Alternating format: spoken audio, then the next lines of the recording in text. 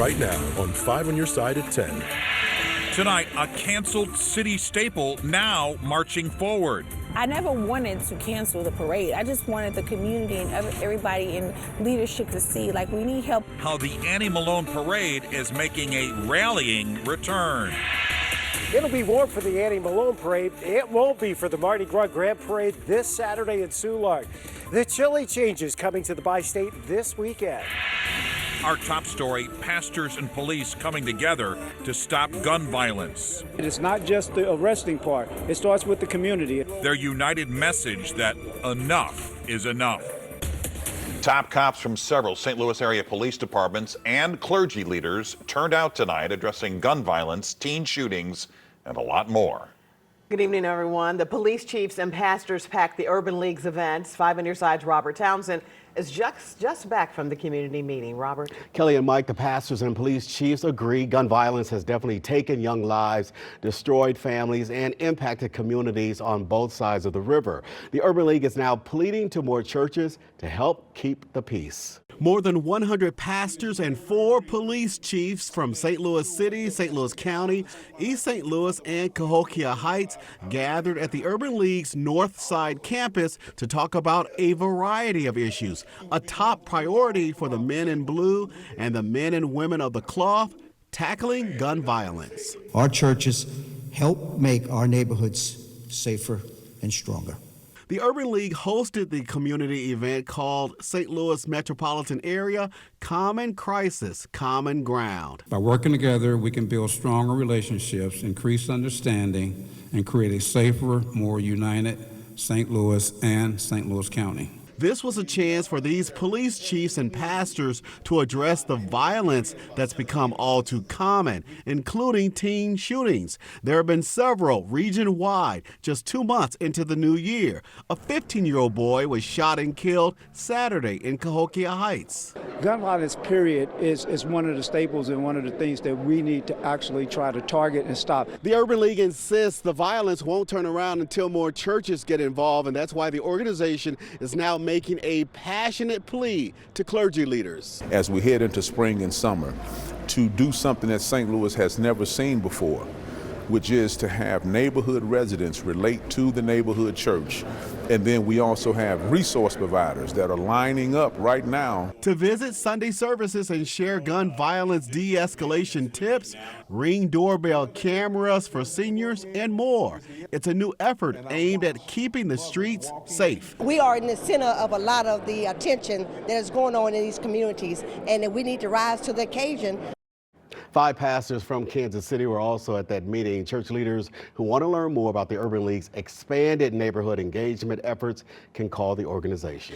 Tonight, we're learning more about that deadly shooting in Cahokia Heights involving teens. 2 of the 3 people charged in the case appear in court today on weapons charges. 15-year-old Charles Jones was shot Saturday on Laser Chef Drive. He died a few days later. Another 15-year-old was injured. Investigators now say both teens fired at the suspect's car. The suspects fired back, drove away, then later returned and shot at the teens again.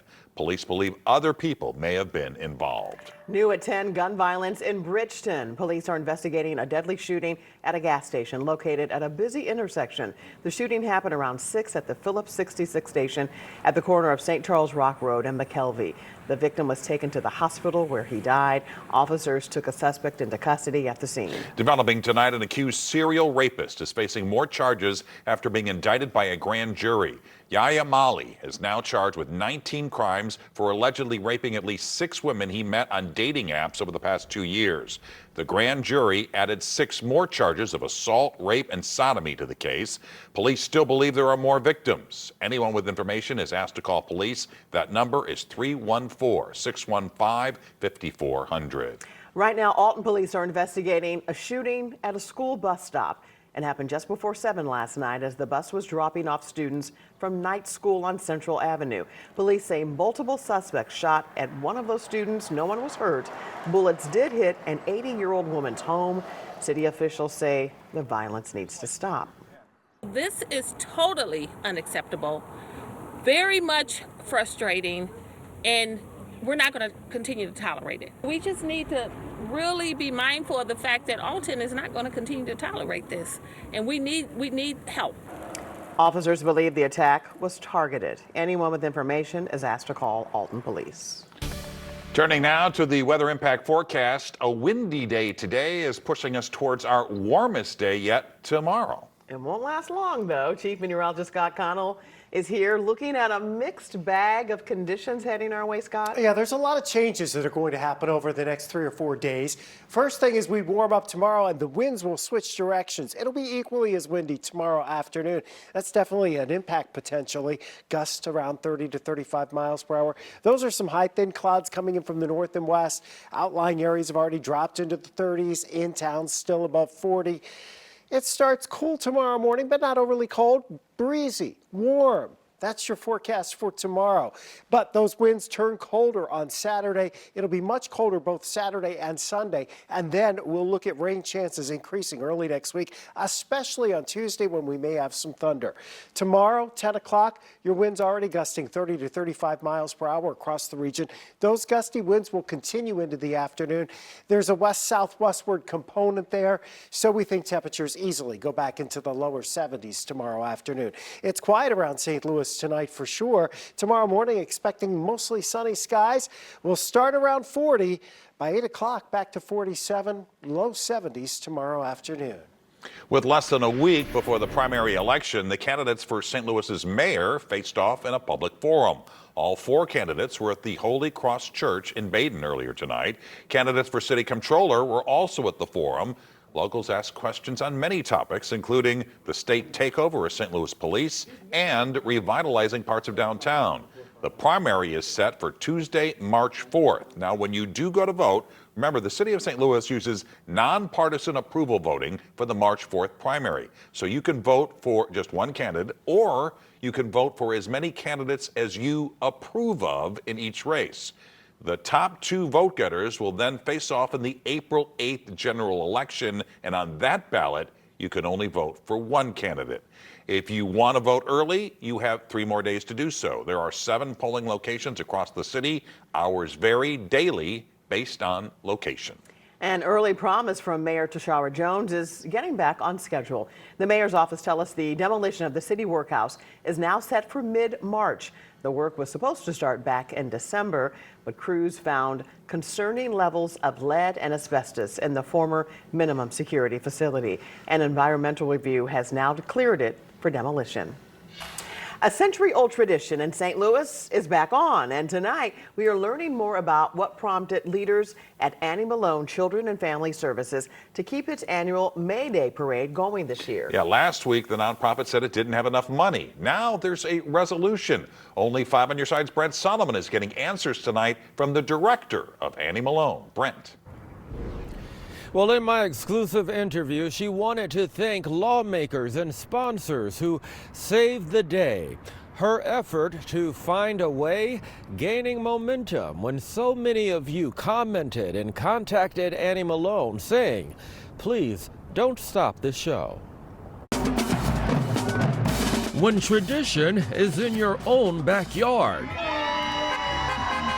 how do you let it end? I just had to postpone it to say, hey, I need help. And when CEO Keisha Lee spoke, the community answered. Last year, it cost $150,000 to put on the annual Annie Malone May Day Parade. Nearly 2 weeks ago, Lee sent out an SOS. With the landscape changing, expenses going up the way they do for this parade is very expensive. She asked for sponsors to help them reach a $120,000 goal to keep the parade going this year. Lee tells me she soon plans to identify who stepped up to the plate. But for now, the good news is get ready for all of the action we're used to return downtown for the 115th year of the big event. Pay attention to those banners and those logos, because those are the people that stepped up and said, we care about what you care about in your community and we're going to support. And that's key when you're spending your dollars at certain places. Might we be back in this situation next year? So yesterday I spent time down at the Capitol and I was meeting with Representative Dale Taylor and others, and he was very instrumental. They were making calls and things like that to make sure that we're not in this situation again next year. Now, the magic will happen on May 18th, and new this year, the parade lineup won't consist on having certain groups together. Instead, it will be first come, first served, meaning the sooner your group registers, the sooner that group will be seen at the parade. We're live downtown. Brent Solomon, 5 on your side. This year's Mardi Gras celebration is just 2 days away. Tonight, crews are putting the finishing touches on the parade, and organizers want you to know about a few new changes this year. Officials say there will only be 4 security entrances into the Soulard Festival. They'll also be establishing 5 rideshare locations for pickup and drop-off. Gravois Avenue will be closed starting at 2 p.m. between Lafayette and Mississippi. Outdoor liquor sales will end an hour earlier this year at 6 p.m. and local bars will close at 11:30 p.m. And before you hit the festival areas, make sure to check out the Bud Light Grand Parade Saturday. It steps off at 11 a.m. from Busch Stadium and goes all the way down Broadway to the Anheuser-Busch Brewery.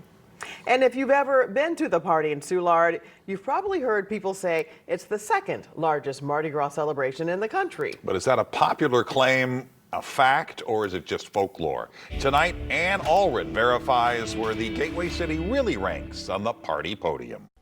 The question, is it true Soulard Mardi Gras is the second largest Mardi Gras event in the country? Our sources, Danny Zimmern, president of Pensacola Mardi Gras Incorporated, Mary Beth Bassett, spokesperson for Visit Galveston, a spokesperson for Visit Mobile, and Mac Bradley, president of the Soulard Mardi Gras Foundation. Bradley says this claim started in the 1990s. He doesn't know how it started, but says the statement spread across the country. How often do people ask you about this rumor? So that's the great part. I only get asked that question about 1 million times a year. Bradley told the Verify team, Soulard Mardi Gras has never made the claim to be the second largest in the nation. We have no way of accurately counting the number of people who come to our largest events, as they are outdoors and not within a single area with turnstiles or counters. The Verify team checked with 3 other cities known for their large celebrations, Pensacola, Florida, Galveston, Texas, and Mobile, Alabama, and compared the numbers. Let's look at parade participants. St. Louis has about 3,000. Galveston has about 2,000. Pensacola has 6,000. And as far as total attendees at all Mardi Gras events, Galveston has 350,000 attendees. And both Pensacola and Mobile report they have about 1 million people attend. And while St. Louis doesn't have an attendance estimate, Bradley, who's been involved with Soulard Mardi Gras for 22 years, admits Pensacola and Mobile's party numbers are hard to beat. I would be very surprised if 1 million people come to Soulard Mardi Gras. We can verify St. Louis does not have the second largest Mardi Gras in the country. Federal job cuts cutting deep. It feels kind of like the rug's just pulled out from under you. How the national push to shrink the government is causing growing problems for the local workforce. To me, the outlook just gets more and more bleak. Warm tomorrow, colder this weekend, and some decent rain and possibly thunder by early next week. We're timing out the changes with your weather impact forecast in 7 minutes. Right now, thousands of federal workers across the St. Louis region are bracing for layoffs as sweeping federal cuts shake communities and livelihoods. And tonight, 5 on your side's Paula Vassan takes a closer look at the ripple effect the government cuts are having in the bi-state. In a quiet home in Festus, Missouri, lemons sit fresh on the counter, an everyday comfort for 32-year-old Erin Leaker. But right now, nothing feels comforting. It feels kind of like the rug's just pulled out from under you. Erin spent 10 years building a career in government auditing before landing her dream job here in Town and Country 6 months ago. She was an agent with the Internal Revenue Service. I loved my job. She thought she'd found stability, a career to build a future, even start a family. But that all ended abruptly with a single letter on a Saturday morning.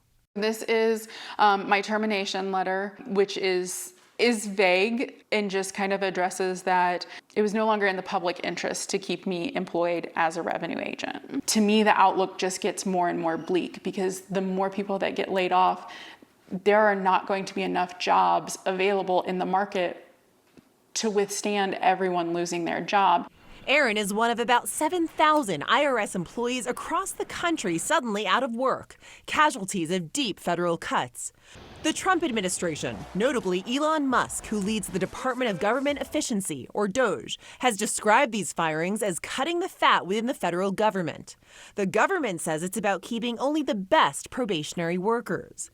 Aaron specialized in corporate tax audits, handling multi-million-dollar cases. Now she says those cases are in limbo. Those positions will not be refilled. There's no one there to do the audits, but there's also no one there to answer the phone. Nearly 26,000 workers in the St. Louis region hold federal jobs. Not knowing whether those jobs will be saved is creating a ripple effect across Missouri, says Jerome Katz, a professor of entrepreneurship at St. Louis University. The impact is still up in the air. The folks running the local agencies report that they're not in the loop as to what is happening with their own employees. Beyond direct job losses, he warns that looming federal budget debates could bring even greater disruptions to Missouri's economy. One of the biggest issues coming up is how likely is Medicare or Medicaid going to be cut to help Congress meet its goals. The more it's cut, the more it's going to hurt St. Louis. For now, Erin continues adjusting to life without the job she hoped would carry her into the future. I have made it a whole 2 days without crying. It's also the first time I've ever been terminated from a job, and that is a mental load that I wasn't expecting. Reporting from Festus, Missouri, Paula Vassan, 5 on your side. Erin says there were 9 people in her St. Louis unit at the IRS who lost their jobs.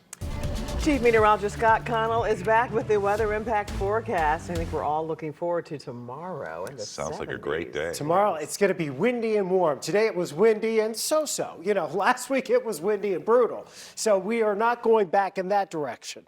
Looking at the planes out at Lambert, they all still have their tails lit up, so it looks like you still got some flights yet to depart out of Lambert with those gusty breezes having settled down. Some of our outlying areas trying to drop back into the 30s, like Eureka at 37, Edwardsville's at 38, but Lake St. Louis still has a pretty good breeze, 43 there, 46 in Forest Park. Arnold right now at 44. Overnight tonight, our temperatures aren't going to drop a huge amount, but we will settle back into the 30s as a few high clouds drift in from the north. Also coming our way for tomorrow, this front, which is now just forming up across North Dakota. It has some colder air behind it, and we will see that on Saturday.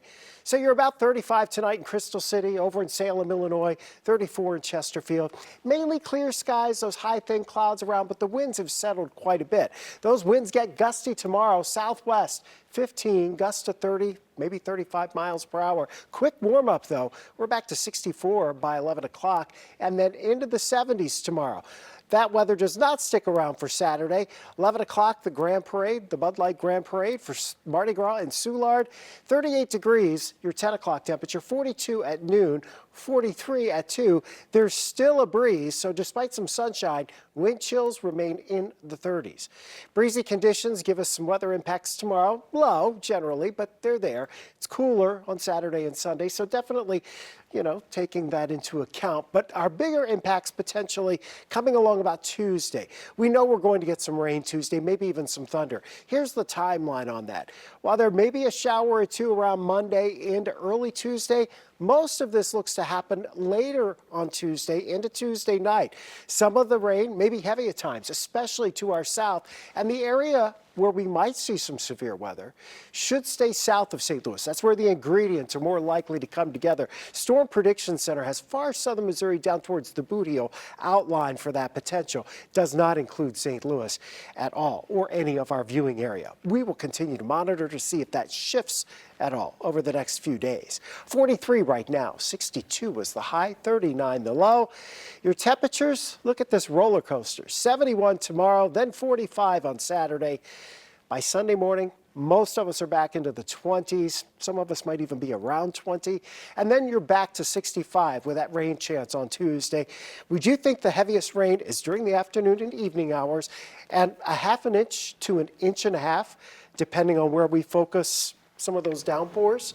That seems reasonable across the entire area. We haven't had a rain quite like that. Yeah, that's or a lot of anything, rain. since the beginning of January. All right, Scott, thanks. Corey is in for sports. The Blues did something they hadn't done all season long. Nolan Arenado did something he's done a whole bunch of times before. And a Belleville wrestler is the best heavyweight in the state. Sports is up after the break.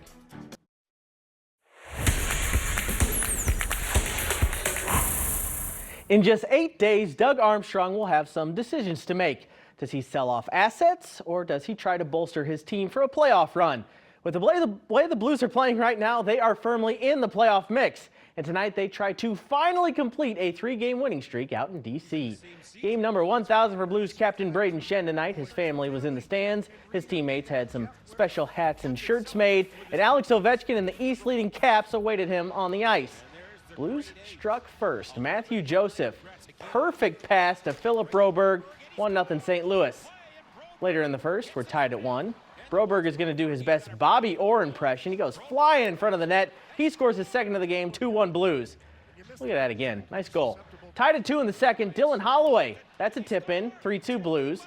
30 seconds later, Blues banging away, and here comes Colton Parayko. His 14th of the season makes it 4-2. Blues go on to win 5-2 on a special night for the captain, and a night the Blues finally get their first 3-game winning streak of the season. And the captain, my favorite, number 10, Braden Shen. It feels good, but most importantly, it's the way we're doing it. Like, we're in control of games right now, and these 3 wins, and we got to keep it up. We got to stay with the process. Taking flight, Card Spring Training, sponsored by Wood Basement Systems. You can take whatever you want from spring training games. Your favorite player's on fire, well, he's going to have a huge year. Your favorite player's struggling, well, it's still February after all. The Cardinals had a few encouraging offensive performances today against the Marlins. This young man was practicing his umpiring skills behind home plate at Roger Dean Stadium today. He sure had his strike call down. Nolan Arenado is starting to get his swing down. Arenado blasts a 3-run shot, his first of the spring. Also had a double today. A couple more big hits for the Cards on offense, courtesy of Wilson Contreras and Pedro Pajes. Birds beat the Marlins 8-4. So how about that cloud of uncertainty still hanging over Arenado? He doesn't make an issue of it. I mean, it is what it is, but he just wants to play baseball. And I think that's something that's given that clubhouse a real calming effect, where they don't have somebody who's complaining or grousing or moaning and groaning. He's out there in the drills every day. He's talking to the young players. He's being the Nolan Arenado that we've gotten to know over the last few years. Lots of St. Louis kids on the court for a big OVC matchup in Edwardsville. SEMO against SIUE. Big crowd, too. Chaminade's B.J. Ward kicks things off for SEMO with a 3. Then CBC's Rob Martin going to get a triple of his own for the Red Hawks. We know SIUE has a skilled local scorer, Collinsville's Rayshawn Taylor. That's a 3 from the corner, and then he's going to hit a tough layup in the paint as well. SEMO's at the top of the conference for a reason, though. They prove why tonight. Red Hawks win 83-68. Bob Sunvold and Umsel taking on Drury tonight, and Matt Enright is a sharpshooter for the Tritons. He hits a pair of 3s here as part of his game-high 20 points. Umsel hung on for a close win over Drury, 66-60. Great girls high school game tonight. Reigning Class 4 state champs Live for Life against Class 5 runners-up Lutheran St. Charles. No surprise, lots of Jordan Spicer highlights. There's a 3. Amaya Manuel, she goes the other way for Live for Life with a nice drive, and then she's going to spot up and knock down the jumper as well. Other way, in the McDonald's All-American, Spicer was at it again with another big 3. Lutheran St. Charles wins 69-55. The new Illinois heavyweight wrestling champion resides at Belleville East High School. Lancer junior wrestler Jonathan Rouleau picked up a state championship in the 285-pound weight class over the weekend in Champaign. It's the first wrestling championship in Belleville East history. Rouleau is an astounding 105-3 in his high school wrestling career and has dreams of playing D1 college football, but he's not slowing down on the mat. I wanted another state title for sure, and just really focus on leaving my mark here, like I've been doing. Definitely strength is in there, but I feel like being quicker than most of the heavyweights, that's definitely a key point of it. So just really being quicker than most of them. He's a hardworking kid who never turns down the workout or a challenge. Definitely a coach's dream. 105-3. That's pretty good. That's pretty darn good. All right, Corey, thanks. The dog ate my homework becomes a bit more believable. We'll explain when we come back. Here's an incredible story. Vets in California had to rescue a 7-month-old dog named Luna from her own eating habits. Her family took her to the vet when they noticed she had a bulging stomach, only to find out she had been eating their laundry. Oh my gosh. The vets removed more than 40 items from her stomach, including a dozen pairs of socks and a baby's onesie. Luna is okay now and recovering now in her cone of shame. I'm surprised she just didn't get so sick. Or that she was able to ingest all of that, like swallow it, and not choke keep going. on it. Yes. There you have it. 5 on your side at 10. We're always streaming on 5+. And we hope you'll start your day with Today in St. Louis beginning at 4 a.m. Have a great tomorrow.